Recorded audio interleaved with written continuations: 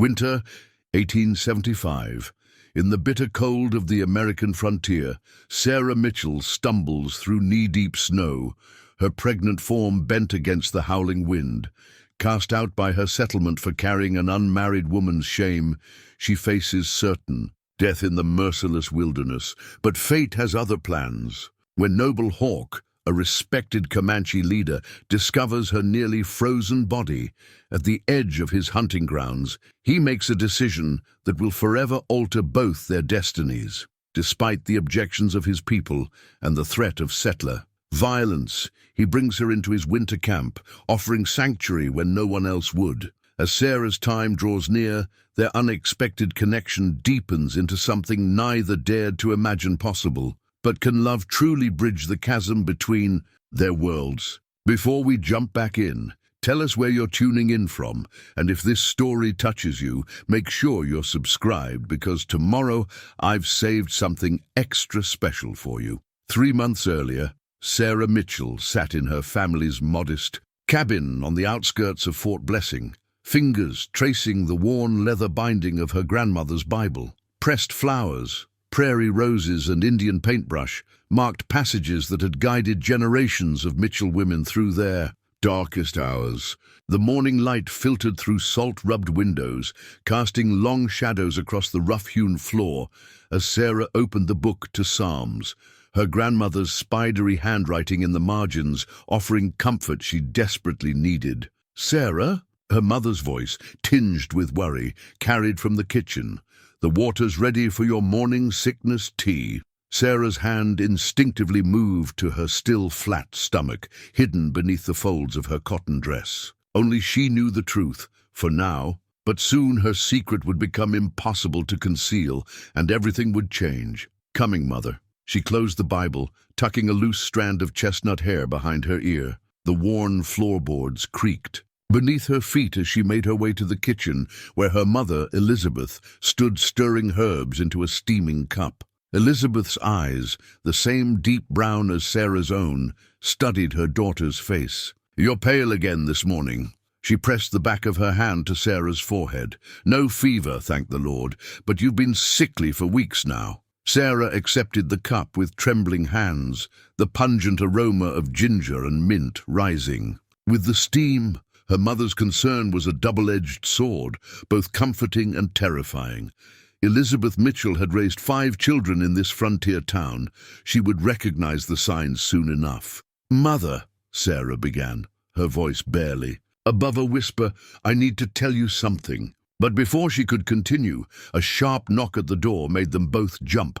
Pastor William's commanding voice carried through the wooden planks. "Elizabeth? Sarah? A word, if you please." Sarah's heart thundered in her chest. Pastor William had been a pillar of their community since its founding, but lately his sermons had grown harsh, focused on sin and punishment rather than mercy. Just last Sunday, he had condemned Mary Watson, a young widow who had taken work at the saloon, calling her a Jezebel before the entire congregation. Elizabeth smoothed her apron and moved to answer the door. "Sarah, get another cup for the pastor." "No need, Elizabeth," Pastor William said as he stepped inside, his tall frame filling the doorway. His dark eyes fixed on Sarah with an intensity that made her skin crawl. "I've come about a matter of grave concern. There are rumors circulating about your daughter." Sarah's fingers tightened around her cup. How could he know? She hadn't told a soul, not even, "I've heard whispers about meetings with that Peterson boy out by the creek." The pastor's voice dripped with accusation. "Unchaperoned meetings. Thomas Peterson." The name alone brought a flush to Sarah's cheeks. He had promised to marry her, had sworn his love beneath the summer stars. But 3 weeks ago, he had left with a wagon train bound for California, taking her heart and more with him. Elizabeth's face hardened. "My Sarah is a good girl, Pastor. She wouldn't—" "Mother," Sarah interrupted, setting down her cup. The time for secrets had passed. Drawing a deep breath, she squared her shoulders and faced them both. "I'm with child." The silence that followed was deafening. Elizabeth sank into a kitchen chair, her face ashen. Pastor William's expression shifted from shock to something darker, more righteous. "So, the rumors are true." He pulled a small black notebook from his coat pocket. "The sins of the flesh never stay hidden for long. The town council will need to be informed immediately." "The council?" Elizabeth found her voice. "Surely this is a private family matter." "Private?" Pastor William's laugh held no warmth. "Nothing is private when it threatens the moral fabric of our community. We've worked too hard to build a godly settlement here. One bad apple can spoil the entire barrel." Sarah watched as he made notes in his little book, each scratch of his pencil another nail in the coffin of her future. She thought of the pressed flowers in her grandmother's Bible, of all the women who had faced trials before her. None, she suspected, had faced the storm that was about to break over her head. "You understand," Pastor William continued, his voice softening to something almost kind, but with an edge that cut deeper than his previous anger, "that there will need to be consequences. The young people of Fort Blessing must understand that such indiscretions cannot be tolerated." Elizabeth stood suddenly, her chair scraping against the floor. "She's my daughter, Pastor. Whatever consequences there are to face, we'll face them as a family." But Sarah could see it in the pastor's eyes.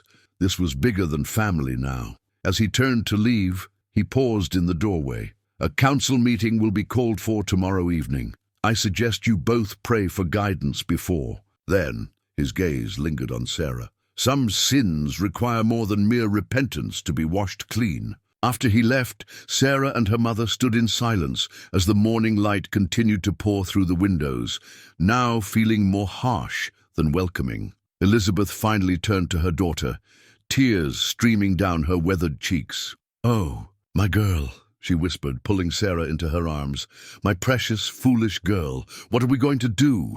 Sarah buried her face in her mother's shoulder, breathing in the familiar scent of lye soap and dried lavender. She thought of Thomas, somewhere on the trail to California, unaware of the life growing inside her. She thought of her grandmother's Bible, of all the passages marked with flowers and faith. "We'll pray," Sarah said finally, though she wasn't sure even prayer would be enough this time. "We'll pray, and then we'll face whatever comes." That night, as Sarah lay in her narrow bed listening to her parents' hushed, urgent voices from the kitchen below, she pulled out her grandmother's Bible once more. A pressed prairie rose fell into her lap as she opened to Psalms, her grandmother's favorite passage marked with fading ink, "The Lord is my shepherd, I shall not want." The words blurred as tears filled her eyes, knowing that tomorrow she would need every ounce of strength these ancient words could provide. Dawn painted the snow-covered hills in shades of lavender and gold as Noble Hawk emerged from his lodge, an eagle feather, symbol of his leadership, secured in his long black hair. The winter camp lay nestled in a protected valley, 20 lodges arranged in a circular pattern that had served their people for generations. Smoke from morning fires rose straight into the still air, carrying the scent of burning cedar. He paused to study the sky, reading the signs his father had taught him since childhood. More snow would come before nightfall. The winter had already proven harsh, forcing them to move their camp 3 times in search of better hunting grounds.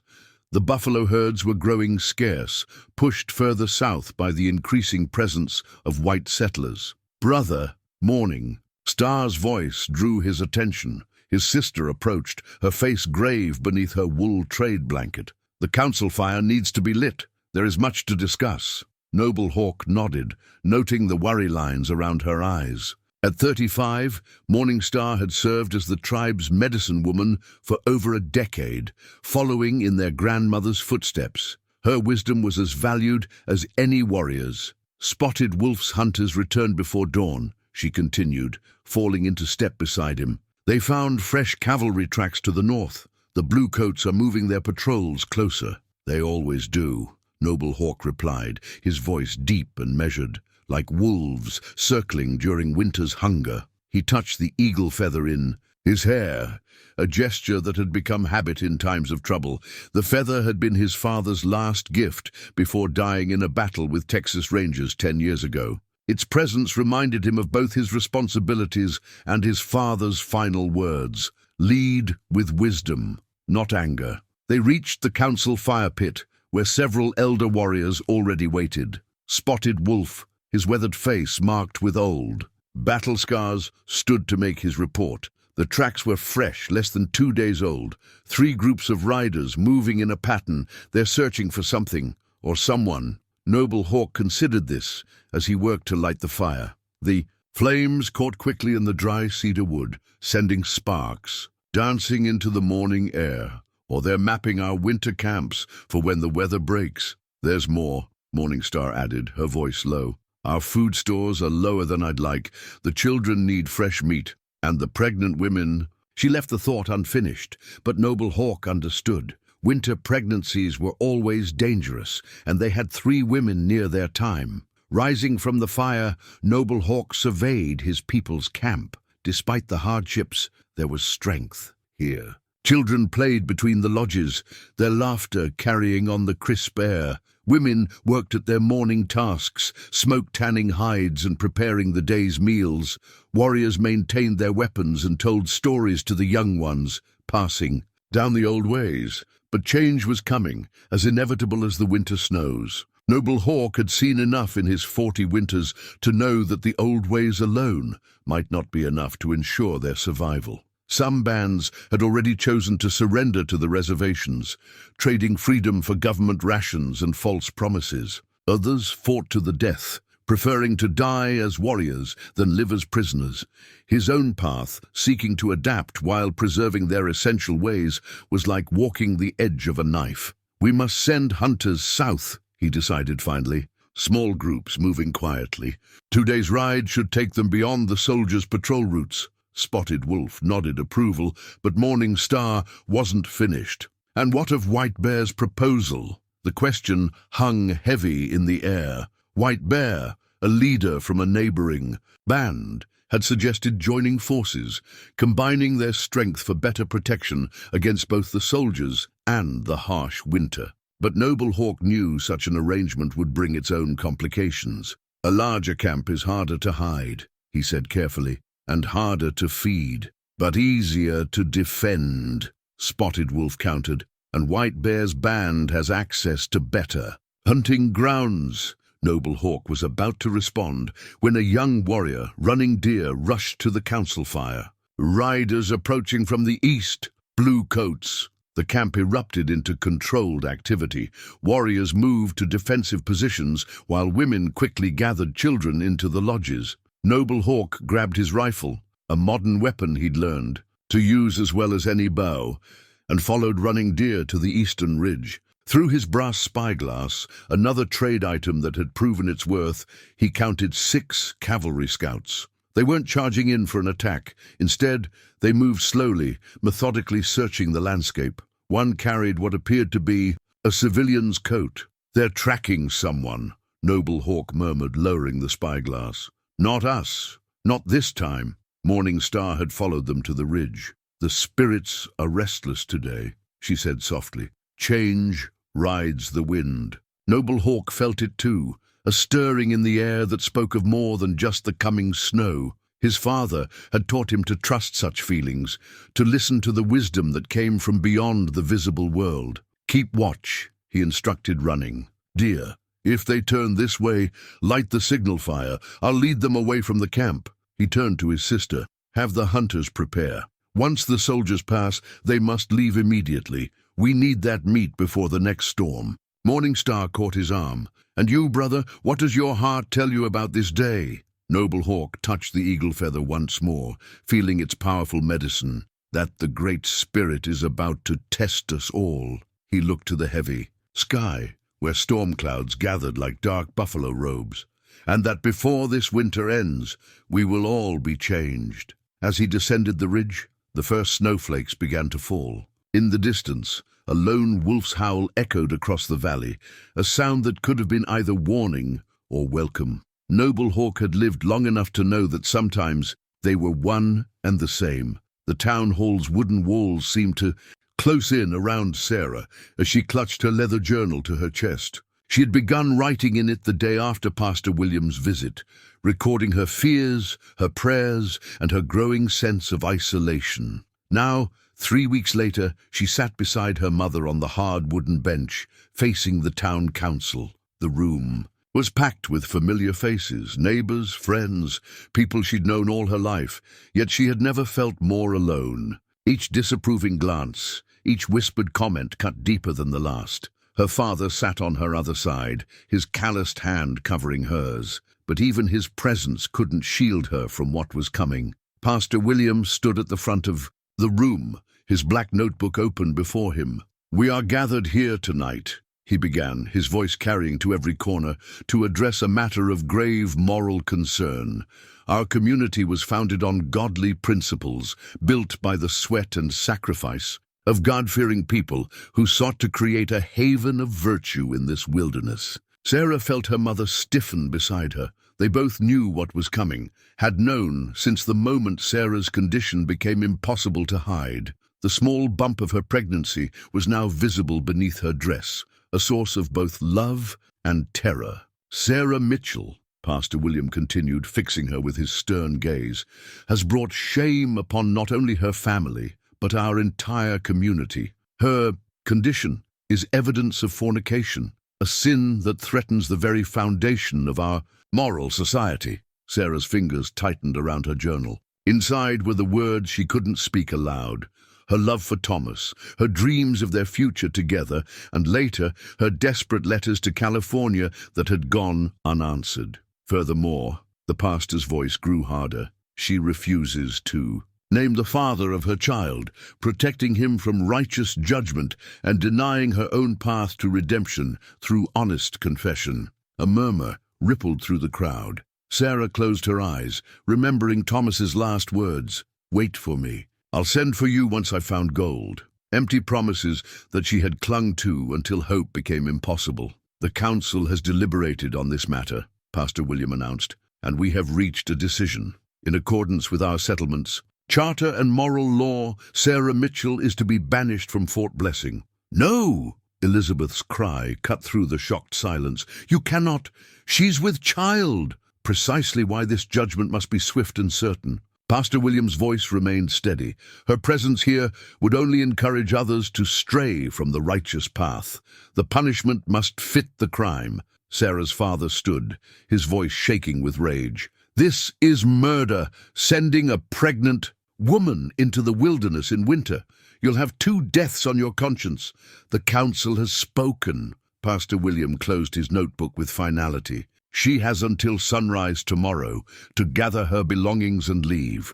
Any who aid her after that time will face banishment themselves." The room erupted in chaos. Some voices raised in protest, others in support of the verdict. Sarah sat motionless, her mind strangely calm in the midst of the storm. She opened her journal and wrote with trembling hands, "Today I learned that righteousness without mercy is nothing but cruelty wearing a holy mask." That night, as her mother packed a bundle with whatever supplies they could spare, Sarah added, one final entry to her journal by candlelight, "Thomas, wherever you are, I hope you find your gold. I will find my own way, for myself and for our child." Dawn broke grey and threatening, snow already falling in thick flakes. Sarah stood at the edge of town, her father's old coat wrapped around her, a pack of meager supplies on her back. Her mother pressed her Bible into Sarah's hands, with tears streaming down her face.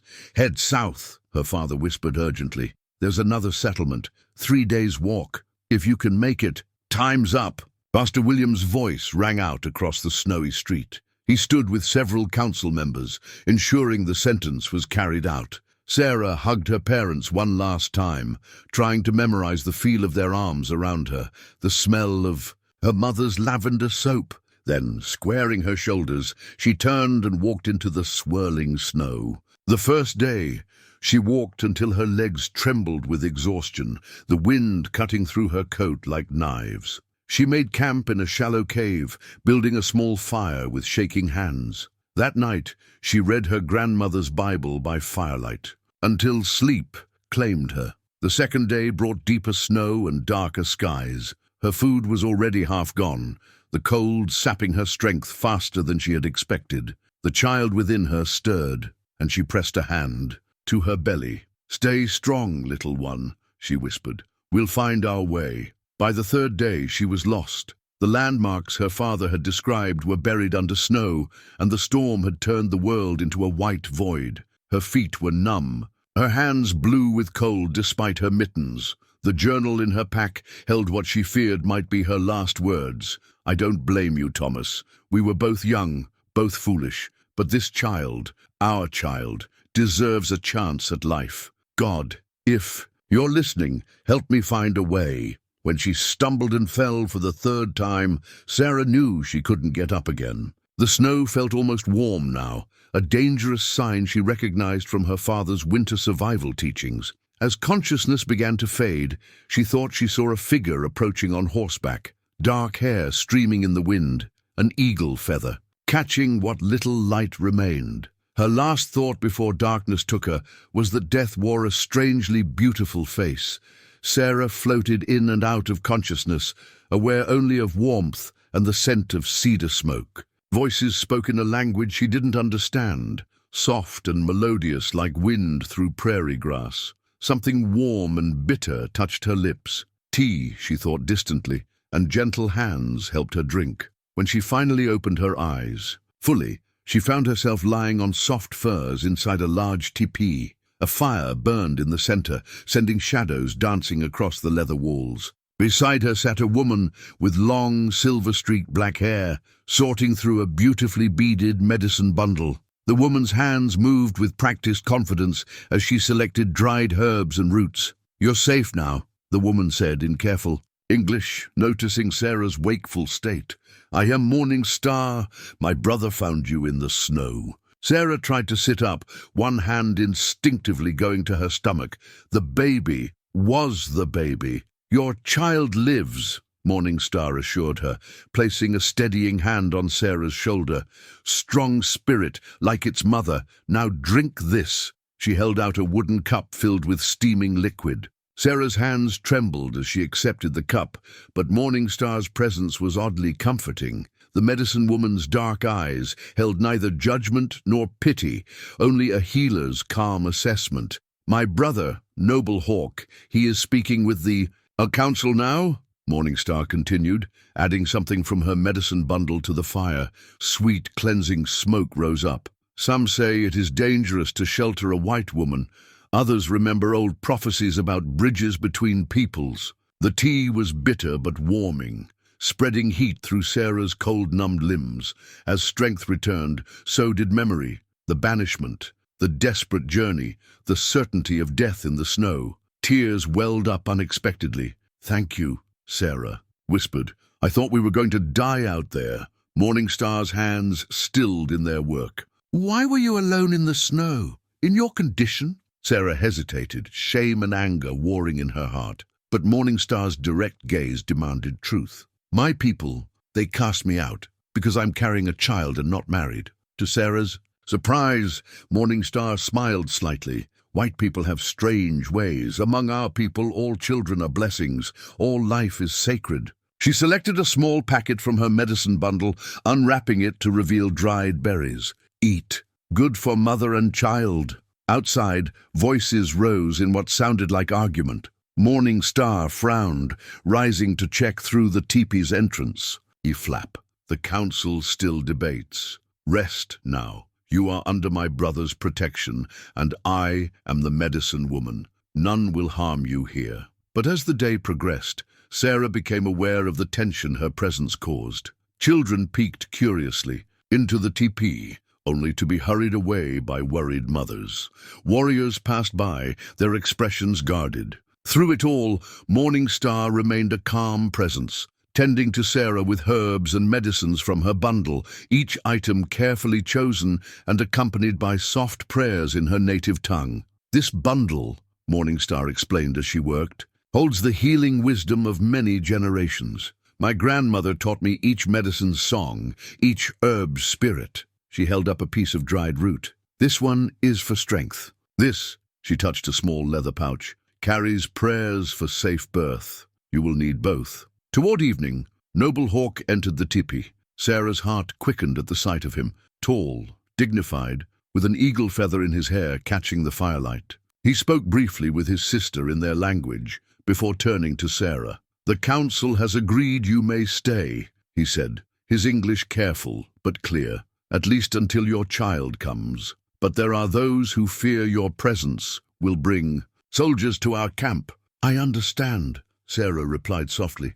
"I don't want to bring trouble to people who have shown me kindness, but I have nowhere else to go." Noble Hawk studied her for a long moment. "Everyone has somewhere to go. The question is finding the right path." He gestured to Morningstar's medicine bundle. "My sister's medicines can heal the body, but the spirit, that must find its own healing." That night, as the camp settled into darkness, Sarah lay awake listening to the wind outside. Morningstar had left her medicine bundle nearby, its presence somehow reassuring. Each item inside represented generations of knowledge, of healing, of wisdom passed down through careful hands. It was so different from the harsh judgment she had faced in Fort Blessing. She thought of her own grandmother's Bible, still in her pack, and wondered if perhaps there were more ways than one to carry wisdom forward, more ways than one to find grace. In the darkness, the baby moved within her. Sarah placed her hand over the spot, whispering, "We're safe now, little one. We've found shelter with people who understand that life is precious, no matter how it comes into the world." Morningstar's voice came softly from near the fire. "You should sleep. Tomorrow you begin to learn our ways. If you stay until spring, you must know how to live as we live. Will they accept me, your people? Time will tell, but you have strength in you. I see it clearly. And my brother," she paused, "he does not make such decisions lightly. Sleep now. The medicines will watch over your dreams." Sarah closed her eyes, surrounded by the scent of cedar and healing herbs. For the first time since discovering her pregnancy, she felt something like peace. Whatever tomorrow might bring, tonight she was warm, her child was safe, and kindness had found her in the wilderness. Outside, a wolf howled, a lonely sound carrying across the snow-covered valley. But within the teepee, wrapped in borrowed furs and watched over by Morningstar's sacred medicines, Sarah felt only gratitude. She had walked through judgment and survived. Perhaps here, among people who valued life over rigid morality, she might find not just survival, but a new way to live. In the flickering light of his teepee's fire, Noble Hawk's knife moved with careful precision across the piece of cedar wood in his hands. Each stroke revealed the form hidden within, a small horse, its neck proud, its legs caught in mid-gallop. He had been working on it for several nights now, after the day's duties were done and the camp had grown quiet. He paused, running his thumb over the smooth curve of the horse's back. His father had taught him this art, explaining that a leader must know how to create, not just how to fight. "In your hands," the old man had said, "wood remembers what it was to be alive." A soft footfall outside his teepee drew his attention. "Enter," he called, recognizing his sister's step. Morningstar ducked inside, snow dusting her shoulders. Her eyes went immediately to the carving in his hands, a gift for the white woman's child. "Sarah," he corrected gently. "She has a name." "Sarah," Morningstar agreed, settling beside the fire. "The council is talking again. Spotted Wolf says the soldiers are still searching. They found tracks near the North Ridge." Noble Hawk set aside his knife, but kept the half-finished horse in his hands. "They always search. This is different. They're looking for her." "Yes, which makes her dangerous to keep here. More dangerous to send away." He turned the carving, studying it in the firelight. "You've seen how she tries to learn our ways. Yesterday she helped the women with the hides. Her hands were raw, but she didn't complain." Morningstar was quiet for a moment, adding cedar to the fire. "I've seen how you watch her." Noble Hawk's hands stilled on the carving. "I watch over everyone in this camp. Not like this." His sister's voice was gentle, but firm. "The women talk. They see how you linger near my teepee when she's learning our medicines, how your eyes follow her when she walks through camp. She carries a child. She needs protection. She carries another man's child." Noble Hawk set the wooden horse aside. "Carefully. I know this. as I know the complications her presence brings, but when I found her in the snow—" He paused, searching for the right words. "The Great Spirit put her in my path for a reason." Morning Star studied her brother's face in the firelight. "Perhaps, or perhaps the soldiers will follow her trail here, and we will all pay the price for your compassion." After she left, Noble Hawk returned to his carving, but his thoughts remained troubled. He remembered the moment he had first seen Sarah in the snow, her dark hair stark against the white ground, one hand protectively curved over her swollen belly, even in unconsciousness. Something in that gesture had touched him deeply, the instinct to protect life, even at the edge of death. The next morning, he found Sarah by the women's fire, carefully scraping a hide under the instruction of Old Woman Walking, one of the eldest in the camp. Her movements were awkward but determined, and she listened intently to the old woman's guidance, despite the language barrier. "You learn quickly," he said, approaching them. Sarah looked up, a strand of hair falling across her face. The morning light caught the auburn highlights in it, reminding him of the cedar he had worked the night before. "Your people have been kind to teach me," she replied. "I want to earn my place here." Old Woman Walking said something in Comanche that made Sarah's brow furrow in concentration. Noble Hawk smiled slightly. "She says your hands are strong, but your scraping is still too deep, like a bear digging for roots." Sarah laughed, the first time he had heard the sound, and it changed her face entirely, bringing color to her cheeks. "Tell her I will try to be more like what animal would be better?" "Like an antelope," Old Woman Walking said in heavily accented English, demonstrating the lighter touch with her own scraping tool. Gentle but firm. Noble Hawk found himself lingering, watching as Sarah adjusted her technique. She had been with them for nearly 2 weeks now, and each day brought small improvements in her strength, in her understanding of their ways, in the gradual relaxation of her guard. That evening, as the sun set behind the hills, he found her sitting alone outside Morning Star's teepee, writing in a small leather book. She quickly closed it when she saw him approach. "Your thoughts?" he asked, gesturing to the book. Sarah touched its worn cover. "My journal. I've kept it since they told me I had to leave. Sometimes writing helps me understand things better." She paused, then added softly, "Thank you. I never properly thanked you for saving our lives." Noble Hawk reached into his pouch and withdrew the wooden horse, now finished. The firelight caught the smooth lines of its form, making the cedar seem almost alive. "This is for your child," he said, holding it out to her. Sarah took it with careful hands, her fingers tracing the details he had carved, the flowing mane, the powerful legs, the proud arch of neck. "It's beautiful," she whispered. "You made this." He nodded, watching her face. "Every child should have something made with care, something that carries stories in its making." "What stories does this one carry?" "Of horses running free on the prairie, of strength and speed and grace." He paused, then added more quietly, "of finding safe paths through dangerous places." Their eyes met over the carving, and something passed between them. Something that made Noble Hawk's heart beat faster, despite his years of practiced control. Sarah's fingers trembled slightly on the wooden horse. The moment was broken by shouts from the edge of camp. Both of them turned to see Running Deer sprinting toward them, his face grave. "Soldiers," he reported breathlessly. "A large party, moving this way. They have dogs with them." Noble Hawk rose quickly, years of leadership taking over. "How far?" 2 hours, maybe less." Sarah clutched the wooden horse to her chest, her face pale. "They're tracking me. I should go, lead them away from your people." "No!" Noble Hawk's voice was firm. "The snow is too deep, the night too close. You would not survive." He turned to Running Deer. "Tell Spotted Wolf to prepare the warriors. We may need to move camp tonight." To Sarah, he added more softly, "You are under my protection now, both of you." As Running Deer rushed off to spread the warning, Noble Hawk saw Sarah's hand move to her belly, that same protective gesture that had first moved him. The wooden horse was still pressed to her chest like a talisman. "I don't want anyone hurt because of me," she said. "Then stay close to Morning Star. Do exactly as she says." He touched the eagle feather in his hair, drawing strength from its presence.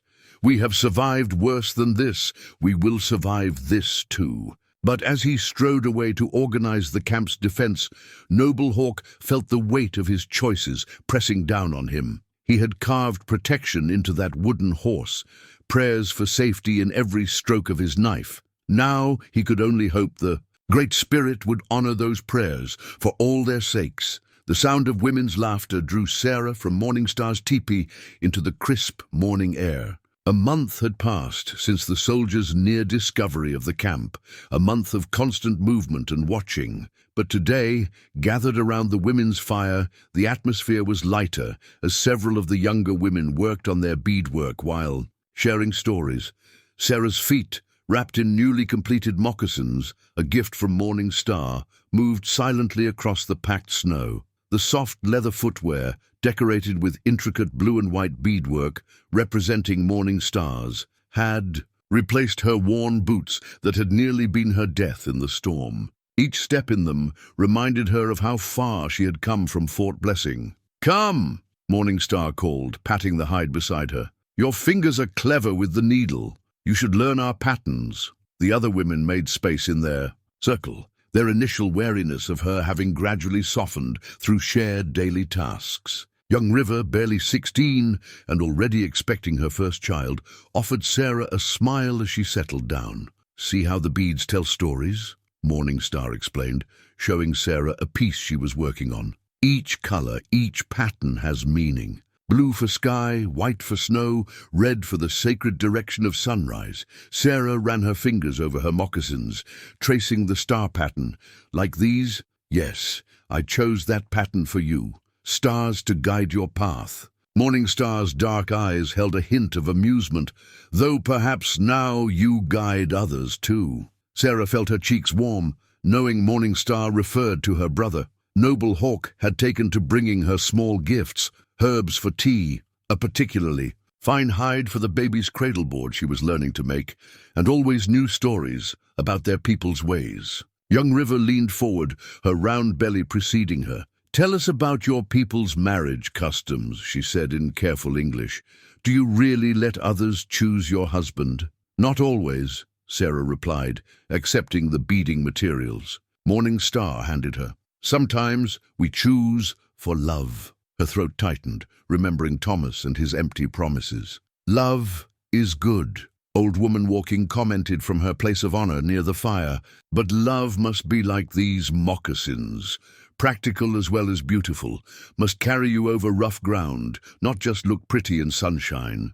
The other women nodded sagely, and Sarah found herself smiling despite her memories. These women had taught her more than just beadwork and hide preparation. They had shown her how to live with dignity regardless of circumstance, how to find strength in community rather than judgment. "Watch now," Morning Star instructed, demonstrating a complex beading pattern. "This design is for protection. All mothers need such medicine." As Sarah worked, letting the rhythm of beading calm her thoughts, she became aware of movement at the edge of their circle. Noble Hawk stood there, watching them, with an expression that made her heart flutter. He carried his rifle and wore his winter hunting gear. "The council is gathered," he announced. "We must discuss the spring movement." Morning Star set aside her beadwork. "Already? The snow has barely begun to melt. The soldiers have established a new fort to the north.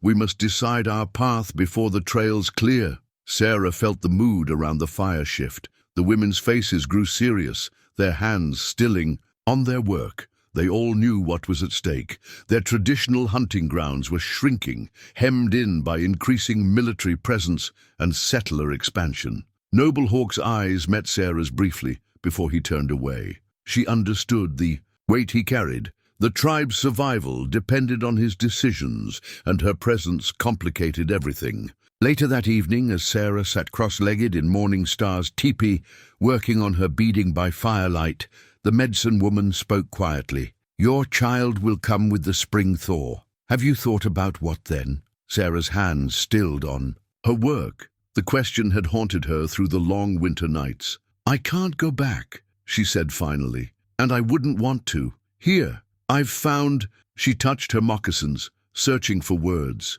I've found a different kind of faith. One that values life over judgment. Morning Star added sage to the fire, letting its cleansing smoke fill the teepee. And my brother, I see how your eyes follow him too. Sarah felt her face flush. He has shown me great kindness. Kindness? Morning Star's voice held a gentle challenge. Is that all you see in him? Before Sarah could respond, a commotion outside drew their attention. Voices raised in alarm, feet running on packed snow. Morning Star rose quickly, pushing aside the tippy flap. Spotted Wolf's voice carried across the camp. Riders approaching. Many riders. Sarah's heart clenched. She reached instinctively for the wooden horse Noble Hawk had carved, which she now kept always near her sleeping furs. Its smooth form had become a comfort in moments of fear. Stay here, Morning Star commanded, but Sarah was already struggling to her feet, one hand supporting her heavy belly. Outside, the camp had erupted into controlled chaos. Warriors moved to defensive positions while women quickly gathered children. Through the gathering dusk, Sarah could see the distant riders, not soldiers this time, but other Comanche. Noble Hawk strode through the camp, his voice carrying clear authority. It is White Bear's band. They seek shelter with us. Sarah watched as nearly 40 people rode into the camp. Men, women, children, their faces drawn with exhaustion and hunger. She recognized the signs of people driven from their homes, having lived that terror herself. Without thinking, she moved to help, her beaded moccasins carrying her surely through the snow.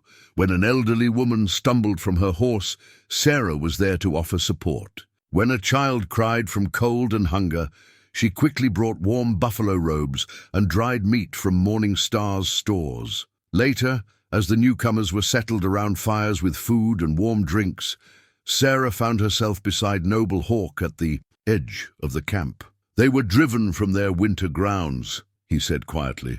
The soldiers gave them no choice: surrender to the reservation or be considered hostile. Sarah looked down at her moccasins, at the star pattern that had come to mean so much. And now we are too many to hide easily, but perhaps... He touched the eagle feather in his hair, a gesture she had come to recognize as his way of finding clarity. Perhaps it is time to stop hiding, to find a different path. She felt the baby move within her, strong and certain. Sometimes the path finds us, she said softly, thinking of her own journey through the snow to this place. Noble Hawk's hand moved as if to touch her, then dropped back to his side. But his eyes, when they met hers, held a warmth that defied the winter chill. Yes, he agreed. Sometimes it does. That night, as Sarah lay in her furs listening to the sounds of the enlarged camp settling around her, she ran her fingers over the beadwork of her moccasins. Each bead represented a choice, a step on this unexpected path. She didn't know where it would lead, but for the first time since leaving Fort Blessing, she felt truly certain of her direction. Running Deer burst into the council teepee, snow melting. From his winter leggings, clutching something metal in his hand, Noble Hawk rose immediately, recognizing the gravity in the young warrior's expression. The other council members fell silent, their discussion about spring movements forgotten. "Found this," Running Deer said, holding out a military scout's badge. "Near the creek where the women gather water. They're closer than we thought." Noble. Hawk took the badge, its brass surface dulled with age and weather. The eagle insignia was still clear. 7th Cavalry, the same unit that had been searching for Sarah months ago. They hadn't given up. They'd simply grown more patient. "Show me," he commanded, following Running Deer out into the late winter afternoon. The camp had grown significantly since White Bear's people joined them, making it harder to conceal their presence. Smoke from multiple fires rose into the steel-gray sky, and the sound of children playing carried across the snow. At the creek, Running Deer pointed out the signs: bootprints partially obscured by fresh snow, broken branches at rider's height, a dropped cartridge that couldn't be more than 2 days old. Noble Hawk's heart grew heavy. They had remained in this location longer than usual, partly because moving such a large group was difficult, partly because Sarah's time was drawing near. Sarah. The thought of her made him touch the eagle feather in his hair, seeking guidance. These past months had changed everything. He had watched her grow strong among his people, learning their ways with a determination that earned respect even from the most skeptical. The wooden horse he had carved now sat proudly among her few possessions, joined by beadwork she had learned to craft herself. "There's more," Running Deer said quietly. "White Bear's scouts report a new fort being built to the south. They're surrounding us, closing the circle." Noble Hawk nodded grimly. "Find Spotted Wolf. Tell him to gather the warriors. We must—" A woman's cry cut through the air. Both men turned sharply toward the sound, coming from the direction of the creek's bend, where women gathered water. Noble Hawk's blood ran cold. He recognized Sarah's voice. They ran, weapons ready, rounding the bend to find Sarah backing away from two military scouts. She held her water vessel before her like a shield, her other hand protective over her prominent belly. The scouts looked as surprised as she did, clearly not expecting to find a white woman in a Comanche camp. "Miss," one of the scouts stepped forward, hand extended. "Are you Sarah Mitchell? We've been searching for you." Noble Hawk moved swiftly, placing himself between Sarah and the scouts. Running Deer flanked him, bow drawn. The scouts' hands moved to their rifles. "This woman is under my protection," Noble Hawk stated clearly, his English careful and deliberate. "She stays of her own free will." "Sir, we have orders to bring her back," the first scout said. "Her family's been worried sick. Pastor William himself leads prayers for her return every Sunday." Noble Hawk felt Sarah's hand touch his arm. "They're lying," she said softly. "Pastor William is the one who cast me out. He would never pray for my return." The second scout's face hardened. "Listen, Indian, this doesn't have to get messy. Just hand over the girl and we'll forget we found your camp." "I'm not going anywhere." Sarah's voice rang out stronger now. "This is my home now. These are my people." The words sent a warmth through Noble Hawk's chest even as he assessed their tactical situation. More warriors would be coming soon. They had systems for raising alarm. But until then— "You should leave," he told the scouts. "Now, before—" The crack of a rifle shot split the air. One of the scouts had fired upward, a warning shot that would bring more soldiers. Within moments, the quiet afternoon erupted into chaos. Warriors seemed to materialize from the trees as the alarm spread. The scouts found themselves surrounded, their bravado faltering as they realized their position. Spotted Wolf appeared at Noble Hawk's side, his face grim. "Take them," Noble Hawk ordered, in Comanche, "but keep them alive. We need to know their numbers, their positions." As warriors moved to disarm the scouts, Sarah swayed slightly beside him. Noble Hawk turned quickly, catching her arm. "Are you hurt?" She shook her head, but her face was pale. "The baby. The shock of the gunshot. I felt something." Morning Star appeared as if summoned, taking Sarah's other arm. "Come, this is not good for the child." She shot her brother a meaningful look. "Handle this quickly. I may need you." Noble Hawk watched them go, torn between his duties as leader and his heart's desire to follow. The scouts were being bound, their weapons collected. Running Deer approached with their badges and papers found in their saddlebags. "There's a larger patrol," Running Deer reported, "waiting half a day's ride south. These two were just the advance scouts." Noble Hawk studied the military documents, his expression darkening. Maps showed the locations of new forts, the systematic closing of traditional Comanche territories. And there on an official order was Sarah's name, not as a missing woman to be rescued, but as evidence of Indian depredations against white settlements. They meant to use her as an excuse for military action. Her presence in his camp would justify whatever violence they planned to unleash. A messenger came running from the direction of Morning Star's teepee. "The woman, the baby comes early." "Morning Star calls for you." Noble Hawk thrust the papers into Running Deer's hands. "Take charge here. Learn what you can from them. Spotted Wolf, prepare the camp for movement. We may need to leave quickly." He strode toward Morning Star's teepee, his heart pounding with more than exertion. Inside, he found Sarah lying on a bed of furs, her face contorted in pain. Morning Star knelt beside her, sorting through her medicine bundle with quick practiced movements. "Brother?" Morningstar said without looking up. Hold her hand. The child comes too soon. She needs anchor in this storm. Noble Hawk knelt opposite, his sister taking Sarah's offered hand. She gripped it with surprising strength, her eyes meeting his with a mix of fear and trust that squeezed his heart. "I'm sorry," she gasped between pains. "I never meant to bring such trouble to your people." He smoothed back her sweat-dampened hair, remembering the half-frozen woman he'd found in the snow months ago. "You brought no trouble that was not already coming. The world changes. We change with it." She managed a small smile, then tensed with another contraction. Outside, he could hear the camp preparing for possible battle or flight. Two worlds colliding, with this woman and her child at the center of the storm. Morningstar began to sing softly, a birthing song as old as their people. Noble Hawk joined her, letting the ancient words carry his prayers for protection, for safety, for a future he was only beginning to imagine. The captured scouts' saddlebags yielded more than military orders. As Morningstar tended to Sarah's early labor pains, Running Deer brought Noble Hawk a water-stained envelope addressed to the territorial governor. The letter inside, written in Pastor William's precise hand, made Noble Hawk's jaw clench with barely contained anger. He read it by firelight in Morningstar's teepee, while Sarah dozed fitfully between contractions.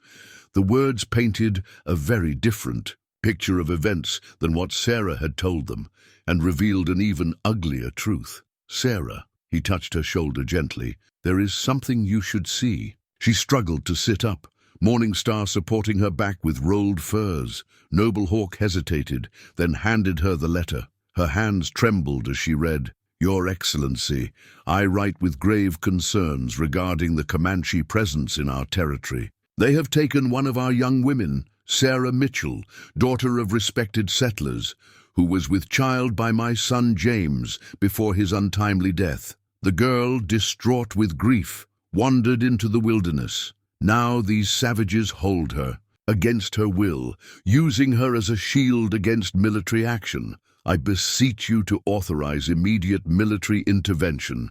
My congregation stands ready to testify to the girl's virtue and her tragic connection to my family. Let her rescue be the justification needed to finally drive these heathens from our lands.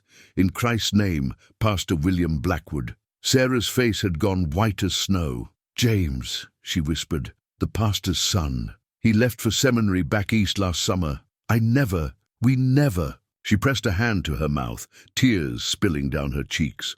Noble Hawk took the letter from her shaking hands. "Tell me." Through pain-shortened breaths, Sarah's story emerged. "James was kind to me, would talk to me after services. But we were never, the baby's father is Thomas Peterson.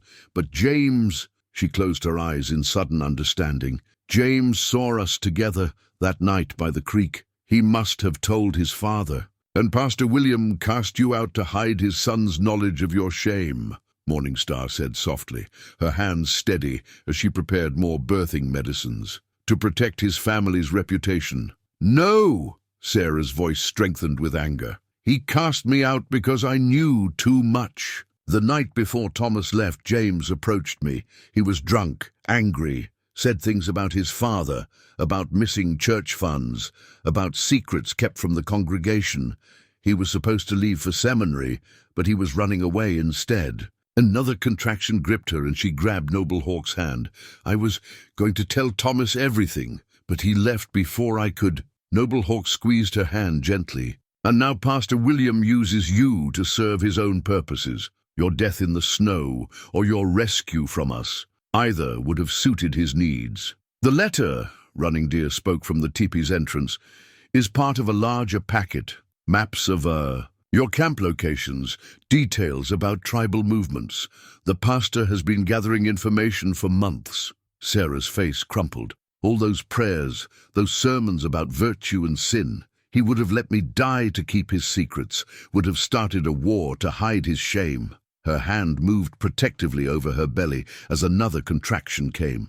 Morningstar pressed a cup of medicine to her lips. "Drink.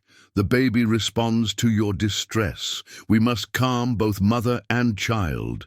Noble Hawk stood, decision crystallizing in his mind. Running deer, bring white bear and spotted wolf. We must move camp tonight. The pastor's letter proves he has spies watching us. The military will know our location soon, if they don't already.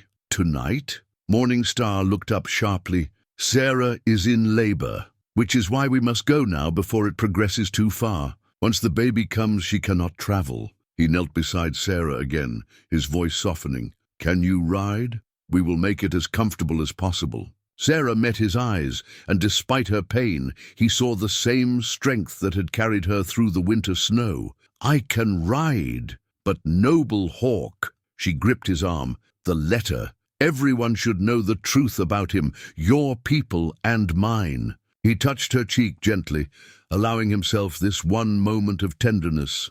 The truth will be told, but first, we must get you and your child to safety. Within an hour, the camp was breaking down with practiced efficiency. Sarah, wrapped in warm robes, sat before Noble Hawk on his horse. Her labor pains had slowed somewhat with Morning Star's medicines, but they all knew it was temporary. They would need to find a safe place soon. As they rode through the snowy night, Sarah leaned back against Noble Hawk's chest. I've spent so long being ashamed, she whispered, believing I deserved judgment, but the real sin was his, using faith as a weapon, twisting truth to serve his own ends. Noble Hawk's arm tightened around her. Shame is a heavy burden, but you carried it with dignity, made it into strength. He thought of her months in the camp, learning their ways, earning respect. You turned judgment into wisdom. Morning Star rode beside them, watching Sarah carefully for signs of advancing. Labor, the rest of the tribe, spread out behind them, a long line of people moving through the darkness, carrying their world on horseback as they had done for generations. Above them, stars wheeled in the clear winter sky, the same stars Sarah's beaded, moccasins honored, the same stars that had guided Noble Hawk to her that bitter day in the snow. Different stories, different paths, converging under the same infinite heavens. Sarah's hand found his where it rested on the horse's reins. When the baby comes, she said softly, I want it to have your name. Not Peterson, not Mitchell, a new name for a new beginning. The words hung in the cold air between them, heavy with meaning. Before Noble Hawk could respond, Sarah tensed with another contraction. Morning Star moved closer, concern etching her features. They would need to stop soon, but for now they rode on through the night, carrying truth and hope and new life under the watching stars. Dawn found the tribe sheltering in a hidden valley, the horses steaming in the cold morning. As the women set up a temporary camp, Spotted Wolf and Running Deer continued examining the documents taken from the scouts. Among military orders and Pastor William's letter, they discovered something that made even the seasoned warriors fall silent. A treaty document marked with government seals. Noble Hawk studied the papers in the growing light, his expression darkening with each page. Sarah, resting nearby on a bed of quickly gathered furs, watched his face change. Despite Morning Star's medicines, her contractions were growing stronger, more regular. What is it? She asked, recognizing the gravity in his bearing. Noble Hawk knelt beside her, the papers heavy in his hands. A plan, not just for us, but for all the free bands. He spoke quietly, but anger threaded through his words. They will force every Comanche onto reservations before the spring grass grows. Those who resist will be considered hostile, hunted. Down! White Bear, who had joined them, spat on the frozen ground. They make treaties only to break them. Each piece of paper takes more land, more freedom. The fort they're building to the south, Running Deer added. It's not just a fort. It's to be the administration center for the reservations. They're creating a cage, and we're already inside it. Sarah struggled to sit up, another contraction building. But surely there must be a way, some legal means to protect your rights. Rights? White Bear's laugh was bitter. What rights do they give people they see as savages? Even you, a white woman carrying a white man's child, they cast out when it suited them. Noble Hawk held up the treaty document, its official seals blood red in the morning light. This paper promises food, medicine, education, the same promises they've made and broken before. But here, he pointed to a specific paragraph, they reveal their true purpose. Any band that refuses reservation life will be considered at war with the United States. They're not even trying to hide it anymore, Spotted Wolf growled. They want us to fight, to give them excuse for what they plan to do anyway. Sarah gasped as a stronger contraction took her, and Morningstar immediately moved to her side. But even through the pain, her mind worked quickly. 5 months among the Comanche had taught her to think differently, to see patterns in seemingly unrelated events. Pastor William's letter, she managed between breaths. It's part of this too, isn't it? My rescue would give them the reason they need to move against you now, before spring. Noble Hawk nodded grimly. Your death in the snow would have served them just as well. Either way, they would paint us as savages who must be controlled. Morningstar looked up from attending Sarah. The child comes soon, brother. We cannot move her again. And we cannot stay here, White Bear argued. This valley will not hide so many people for long. Noble Hawk stood, touching the eagle feather in his hair as he thought. Sarah watched him, seeing the weight of leadership heavy on his shoulders.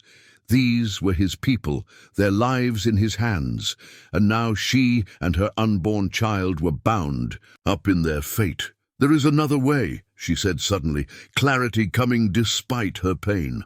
If I went to the territorial governor myself, told the truth about Pastor William, about how your people saved me. No, Noble Hawk's voice was firm. They would never let you leave that fort once they had you. But if we could expose his lies, the treaty shows their minds are already made up, White Bear interrupted. They don't need his lies anymore. They have their own. Another contraction took Sarah's words away. When it passed, she found Noble Hawk kneeling beside her. Again, his hand finding hers. You chose us, he said softly. Now we choose our own path together. To the others, he added more strongly, we will not run, and we will not surrender. But neither will we fight as they expect us to. There is another way, if we are brave, enough to take it. In the distance, a wolf howled, a lone voice soon joined by others. The morning wind carried the sound through the valley like a song of defiance, of hope, of possibilities not yet born. Sarah squeezed Noble Hawk's hand as her body prepared to bring new life into this uncertain world. The treaty document lay forgotten in the snow beside them, its red seals like drops of blood on the white ground, a symbol of promises about to be broken and new ones waiting to be made. In the growing heat of Morningstar's hastily erected teepee, Sarah watched through waves of pain as Noble Hawk and his warriors prepared for what might come. Her labor had intensified, but her attention was caught by the careful ritual unfolding before her. The preparation of war paint, each color ground from sacred stones and mixed with bear fat in patterns passed down through generations. Morning Star worked nearby, alternating between checking Sarah's progress and preparing her own medicines. Watch, she instructed Sarah, seeing her interest despite the pain. Even this has meaning for our people. Noble Hawk sat cross-legged as Spotted Wolf ground the pigments, red from sacred clay, black from charcoal, white from river chalk. Each color held power, carried stories older than any of them. The eagle feather in Noble Hawk's hair caught the firelight as he began to speak softly. The red, he explained to Sarah, meeting her eyes across the fire, is for blood, not of enemies, but of our own people. It reminds us what we protect. He drew 2 fingers through the paint, marking his cheeks with parallel lines. The black is for strength, for the dark places we must pass through. More lines, these across his forehead. The white is for the spirit world, watching over us. Sarah gripped the fur beneath her as another contraction built. Not for war then? For protection, Morningstar answered, pressing a cool cloth to Sarah's forehead. The colors shield body and spirit both. Our father taught us this. The paint is not to make us fierce, but to make us strong. Outside, they could hear the camp preparing. White Bear's people and Noble Hawks had merged into one community, working together to fortify their position. The hidden valley offered some protection, but they all knew it was temporary. A young warrior entered, his face anxious. Riders approaching from the south, army scouts. Noble Hawk rose, his paint not yet complete. How many? A small party. 6, maybe 8. They're moving carefully, searching. Sarah tried to sit up, panic mixing with pain. They're following our trail from last night. Peace, Morningstar soothed, gently pressing her back down. The baby comes soon. You must focus on that. But Sarah grabbed Noble Hawk's hand as he passed. Wait, I need to tell you something. In case, he said firmly, crouching beside her. You will live to tell me yourself. She shook her head, tears mixing with sweat. Please. What you said before about choosing our own path. I want you to know Another contraction stole her words. Noble Hawk pressed his forehead to hers, uncaring that his fresh paint marked her skin. I know, he whispered. I have known. Since I found you in the snow. When he pulled back, Sarah wore the marks of his protection. Red lines of blood bonds, black lines of shared struggles, white lines of spiritual connection. Morningstar nodded in approval. Now she carries the medicine too. Running Deer appeared at the teepee's entrance. They're getting closer. We need to move now. Noble Hawk straightened, every inch the leader despite his incomplete paint. Morningstar, the baby? His sister shook her head. Soon, very soon, we cannot move her. Then we make our stand here. He looked down at Sarah, his expression softening. You chose us. Now we choose you. Both of you. To Running Deer, he called out orders. Position warriors in the high rocks. No one fires unless fired upon. White Bear's hunters to the North Pass. Let no one flank us. And send young River to help my sister. A woman's first birth should be attended by one who remembers her own. As the camp erupted into silent, purposeful activity, Sarah watched Noble Hawk complete his paint. Each stroke was a prayer, each a color, a promise. The pain of her labor seemed to flow into the earth beneath her, connecting her to this land that had become her home. Morningstar began to sing softly, a birth song that was also a war song, a prayer for new life in the midst of death's threat. Young River joined her, then other women gathering outside the teepee. Their voices rose like smoke into the winter sky, carrying both defiance and hope. Sarah felt the paint on her forehead, Noble Hawk's mark of protection, of belonging. Whatever came next, she was no longer an outcast. She was chosen, marked, part of something larger than herself. As another contraction built, she joined her voice to the women's song, letting its power carry her toward whatever fate awaited them all. In the tense hours that followed, Noble Hawk made one last attempt at peace. He stood at the valley's edge, holding high a white flag, a traded bedsheet that had once belonged to Sarah. Below, the military scouts had positioned themselves in a defensive formation, rifles ready but not yet raised. From her place in mourning, Star's teepee, Sarah could hear the exchange through the thin walls, her labor momentarily steady enough to focus on the words being spoken. We know you have the Mitchell woman, a voice called up. Young, perhaps not much older than Running Deer. Her family wants her back safe. Noble Hawk's response carried clearly. The woman you seek is here by choice. She knows the truth about Pastor Williams' lies. We have orders, signed by the territorial governor himself. Come down, let's discuss this reasonably. A bitter wind swept through the valley, carrying snow flurries that danced between the two groups like restless spirits. Sarah gripped young River's hand as another contraction began building. Tell your governor, Noble Hawk replied, that we have seen his treaty.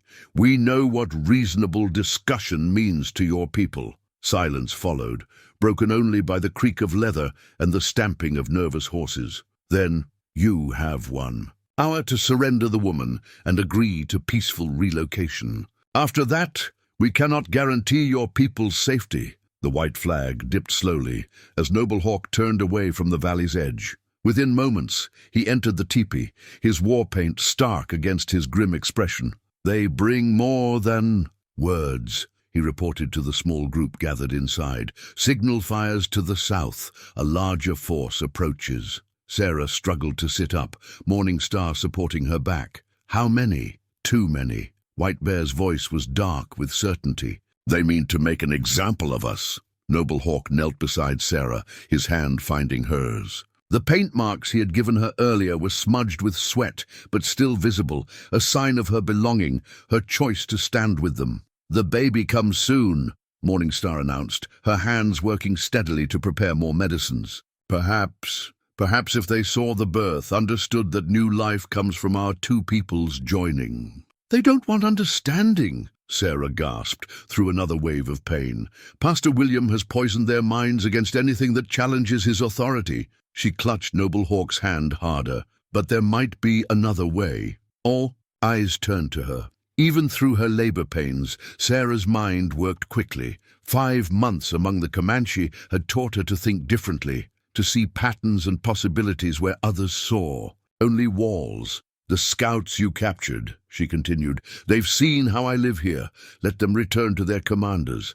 Let them tell what they've seen. Not a captive, but a woman who chose this life, who found kindness instead of judgment, acceptance instead of condemnation." Noble Hawk's eyes met his sister's over Sarah's head. Something passed between them, a shared memory, perhaps, of their father's teachings about finding strength in unexpected places. "And if they twist your words," White Bear challenged, "make you seem bewitched or simple-minded, then we show them something they cannot twist." Sarah's voice strengthened with conviction despite her pain. "We show them what true Christian charity looks like, by offering peace even in the face of their threats." Young River, who had been quiet until now, spoke up. "The old stories tell of times when our people adopted whites who came to us willingly. Some became great leaders, bridges between worlds. Those days are past," White Bear argued, but there was less certainty in his tone.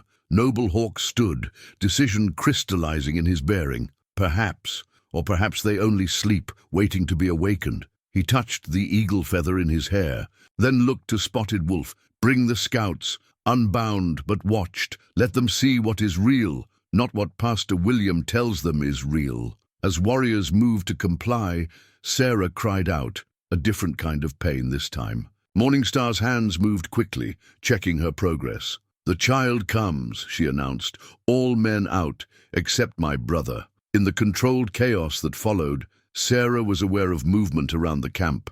Warriors taking positions, women gathering children into protected spaces, scouts being brought to witness something they had not expected to see. Above it all, she heard Noble Hawk's voice giving final instructions. "If they attack, protect the women and children first, but do not fire unless fired upon. Let them see we are not what they fear us to be." He returned to her side as another contraction gripped her, his painted face both fierce and gentle in the tipi's firelight. Outside, the hour of ultimatum crept closer, while within, new life prepared to enter a world balanced between war and peace. Sarah looked up into Noble Hawk's eyes, seeing in them the same vision that had brought her through the winter snow, a dream of two worlds meeting, not in conflict but in creation. Then the next pain took her, and there was no more time for dreams or fears or plans. The time for new life and perhaps new hope had come. Sarah's world had narrowed to pain and purpose when the first shots rang out. Through the haze of labor, she was aware of Morningstar working swiftly to create a special blanket, half settler quilt, half Comanche design, to receive the coming child. The fabric pieces had been gathered from both her old life and her new one, sewn together with prayers in 2 languages. "The child chooses a difficult time to enter this world," Morningstar murmured, positioning the blanket nearby as another. Contraction seized Sarah's body. Outside, they could hear the chaos erupting. The hour's deadline had passed, and someone, it wasn't clear which side, had fired first. Noble Hawk stood at the tipi's entrance, torn between his roles as leader and protector. "Go," Sarah managed between pains. "Your people need you." But before he could move, Running Deer burst in. Soldiers approaching from the North Pass, and, he hesitated, Pastor William rides with them. Sarah's next contraction mixed with a bitter laugh. "Of course he does. He comes to witness his handiwork." Noble Hawk's face hardened beneath its war paint. "What of the scouts we released? Did they deliver our message?" "They tried," Running Deer reported. "I heard them telling their commander about Sarah, about the true story. But the pastor," he spat the word like a curse. "He called them bewitched, said the savages had corrupted their minds." More shots rang out, closer now. Morning Star worked faster, her hands sure despite the tension. The blanket took shape, a symbol of two worlds meeting in the new life about to enter them. "Brother," she said sharply, "the child comes soon. Whatever you plan, it must be now." Noble Hawk knelt quickly beside Sarah, his painted face fierce with emotion. "Trust me," he whispered, touching her cheek with a gentle hand that belied his warrior's appearance. Sarah gripped his arm through another pain. "Always," she gasped. Then with sudden clarity, "Let me see him." "What?" Pastor William. "Let me face him. Let everyone see the truth." Morning Star protested. "The child will come when it comes," Sarah said with steel in her voice. "But first, let me finish what began that day in the snow." Noble Hawk studied her face, seeing in it the same strength that had carried her through winter storms and cultural barriers. He nodded once, sharply. What followed seemed to Sarah both instantaneous and eternal. Supported between Noble Hawk and Morning Star, wrapped in furs and trying to breathe through her labor, she emerged from the teepee into the winter morning light. Around them, warriors held defensive positions, while women and children huddled in protected spaces. Below, the military force had grown, at least 30 mounted soldiers now, and there, his black coat stark against the snow, sat Pastor William, atop his horse. Even at this distance, Sarah could see his face change when he recognized her. "Sarah." "Mitchell," his voice carried up the slope, heavy with false concern. "Thank God we've found you at last. Your family has been sick with worry." Sarah straightened as much as her condition allowed. The paint marks on her face felt like fire in the cold air, marks of belonging, of choice, of truth. "My family." Her voice rang out strong and clear. "You cast me out to die. You knew what your son James told me about the missing church funds, about your lies." A murmur went through the soldiers. Pastor William's face darkened. "The girl is confused, clearly. Influenced by her captors? I was never captured." The next contraction nearly drove her to her knees, but Noble Hawk's strength kept her upright. "These people saved me when you condemned me. They offered shelter when you offered only judgment. They—" Another pain stole her breath. Morning Star steadied her other side, whispering, "The child comes now, ready or not." But Sarah wasn't finished. Drawing on depths of strength she didn't know she had, she addressed the soldiers directly. "Look at me. Look at how I'm held, not as a captive, but as family. Your scouts told you the truth. I choose to be here. I choose these people. I choose—" Her words ended in a cry as the most powerful contraction yet took hold. "Noble Hawk's," voice took over, carrying to every ear in the valley. "This woman carries new life, a child of both our peoples. Will you make its first breath be filled with gun smoke?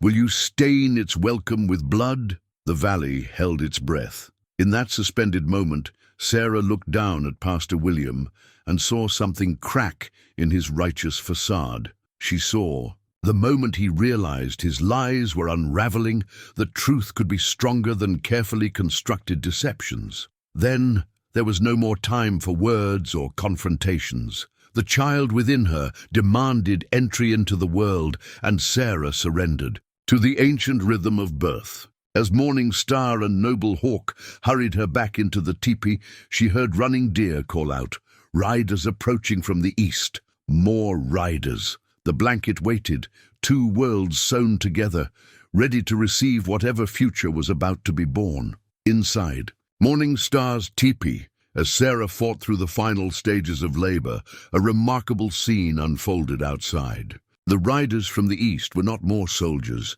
but representatives from other Comanche bands, led by a legendary peace chief known as Wise Eagle. With them rode something even more unexpected, two Indian agents who had worked for years to build trust between the peoples and Sarah's own parents. Noble Hawk stood at the teepee's entrance, watching as Wise Eagle dismounted before the military line. The old chief carried a peace pipe, one that had been used in treaties for generations, its carved bowl marked with symbols of both native and settler peacemaking traditions. Sarah's cry of pain pierced the tense air. Her mother, Elizabeth Mitchell, tried to rush forward but was held back by soldiers. "Let her pass," Wise Eagle's voice carried across the valley. "Or do you make war on grandmothers now?" The commanding officer, a Colonel Matthews by his insignia, looked uncertainly between the peace chief and Pastor William. The pastor's face had grown pale, seeing his carefully constructed narrative crumbling. "This is irregular," the colonel said. "We have orders, based on lies." Elizabeth Mitchell's voice rang out. "That man," she pointed at Pastor William, "drove my daughter out to die rather than face his own shame. Ask him about his son James. Ask him about the missing church funds." Inside the teepee, Sarah gripped Morningstar's hand as the final stage of labor began. "My mother," she gasped. "I hear." "My mother." "Focus," Morningstar instructed, positioning the special blanket. "Your child comes now. The rest will wait." Noble Hawk spoke quietly to Running Deer, who quickly carried messages to the warriors holding defensive positions. Then he knelt beside Sarah, his war paint now streaked with sweat and worry. "Your parents reached the eastern bands," he explained quickly between her pains. "They've been searching for you, fighting Pastor William's lies. Wise Eagle brings a chance for peace. Real peace, not surrender." Sarah's answer was a cry of effort as her body worked to bring new life into the world. Outside, they could hear multiple voices now. The colonel questioning Pastor William, Elizabeth Mitchell's clear tones telling her story, Wise Eagle's measured words about paths forward. The peace pipe passed from hand to hand, first among the Comanche leaders, then to the Indian agents, finally to Colonel Matthews himself. Only Pastor William refused it when it came to him, his hands shaking as he backed his horse away from the gathering. "You'll all regret this," he blustered. "These savages, these people," Colonel Matthews cut him off, "have shown more Christian charity than you, Pastor. They took in a woman you condemned. They offered shelter when you gave judgment." His voice hardened. "And now I want to hear more about these missing church funds." Sarah's final push coincided with Pastor William's attempt to flee. As her child's first cry rang out across the valley, the pastor's horse reared, throwing him into the snow. The military scouts he had so recently condemned as bewitched were the ones who took him into custody. "A girl," Morningstar announced, wrapping the infant in the special blanket. Settler cloth and Comanche design united around new life. Strong and perfect. Elizabeth Mitchell burst into the teepee, falling to her knees beside her daughter. "Sarah, oh, my Sarah." But Sarah's eyes were on Noble Hawk as he took in the sight of her daughter, the first child born to their joined peoples, wrapped in a blanket that symbolized her dual heritage. Without words, he knelt beside them, touching the infant's cheek with a finger still marked with warrior's paint. "She bridges our worlds," he said softly. Outside, negotiations continued. Wise Eagle's peace pipe passed from hand to hand as terms were discussed. Not surrender, but true compromise. The treaty document that had threatened forced relocation was burned in the council fire, replaced by new agreements written with understanding rather than fear. Sarah held her daughter close, supported by her mother's arms and Noble Hawk's strength. Morningstar began a soft birthing song, one that spoke of new beginnings and ancient continuations. One by one, other voices joined, Comanche women and Sarah's mother together, weaving harmony from different traditions. The infant opened her eyes, dark and wise as the prairie sky. Sarah touched the blanket that held her, past and future sewn together with love and hope.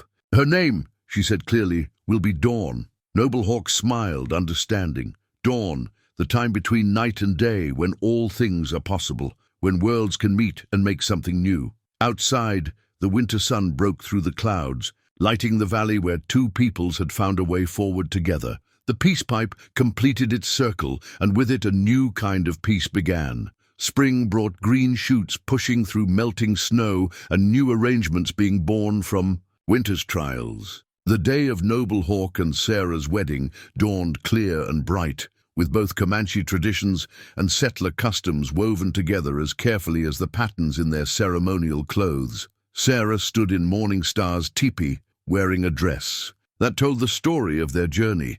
The base was simple settler cotton, but it had been beautifully adorned with Comanche beadwork and quill work. Morning Star and Elizabeth Mitchell had worked together on it, each woman contributing her traditions, their fingers sharing the same threads as they shared stories and hopes for the future. "There was a time," Elizabeth said softly, adjusting the dress's shoulders, "when I thought I'd lost you forever. Now, I see you found your way to something greater than any of us could have imagined." Baby Dawn slept peacefully in her cradle, board nearby, decorated with symbols from both cultures. She had her father's dark eyes and her mother's auburn hair, a living bridge between worlds, just as the peace pipe had promised. Outside, two communities gathered together. Colonel Matthews had kept his word, establishing new agreements that respected the Comanches' right to maintain their traditional ways while building peaceful relations with settling families. Pastor William's replacement, a younger man with a more generous spirit, stood ready to offer Christian blessings alongside the Comanche medicine man's prayers. Noble Hawk waited for his bride, dressed in traditional Comanche ceremonial garments, but with one significant addition: a silver cross hung beside his eagle feather, a gift from Sarah's grandmother that symbolized the joining of their spiritual paths. As Sarah stepped out of the teepee, the morning sun caught the beadwork on her dress, sending rainbow light dancing across the gathering. The assembled people, Comanche and settler alike, drew in a collective breath at the sight of her. Here was living proof that beauty could arise from the darkest storms, that love could bridge the widest chasms. "Two paths join today," Wise Eagle announced, his voice carrying across the hushed crowd. "Not to erase each other, but to create something new, something stronger." The ceremony that followed honored both people's ways. Prayers were offered in two languages, sacred smoke carried blessings from both traditions, and promises were made that bound not just two hearts, but two communities in understanding.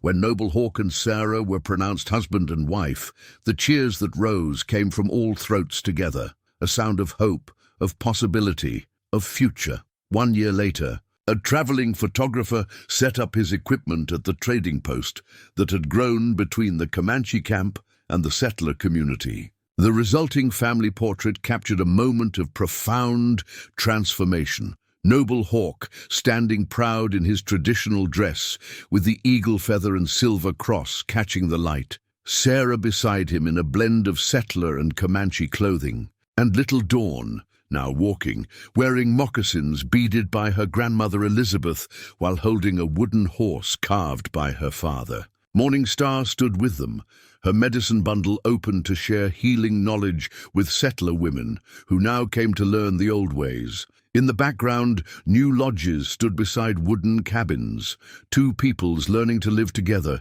each enriched by the other's wisdom. The photograph, remarkable for its time, showed not conquest or submission, but a new kind of community being born on the frontier. Most striking were the smiles, real, unforced expressions of joy that the photographer captured despite the long exposure time. Here was the truth that Pastor William had feared: love and understanding, proving stronger than prejudice and fear. On warm summer evenings, when the community gathers to share stories, an ancient drum speaks of love that transcended boundaries. The drum, its hide painted with symbols from both cultures, passes from hand to hand as each generation adds its voice to the tale. They tell of a woman cast out in winter's fury, of a leader who chose compassion over fear, of a child born in the space between worlds. The drum's rhythms carry memories of that time, of war paint used for protection rather than battle, of a peace pipe that built bridges instead of surrender, of a baby's first cry drowning out the sounds of conflict. Young Dawn, now grown with children of her own, sometimes holds the drum and adds her own heartbeat to its song, remembering how her first blanket wove two worlds together. Years later, visitors to the thriving community often notice a unique medallion displayed in the meeting lodge, where both peoples gather. One side bears the image of an eagle feather and a cross intertwined.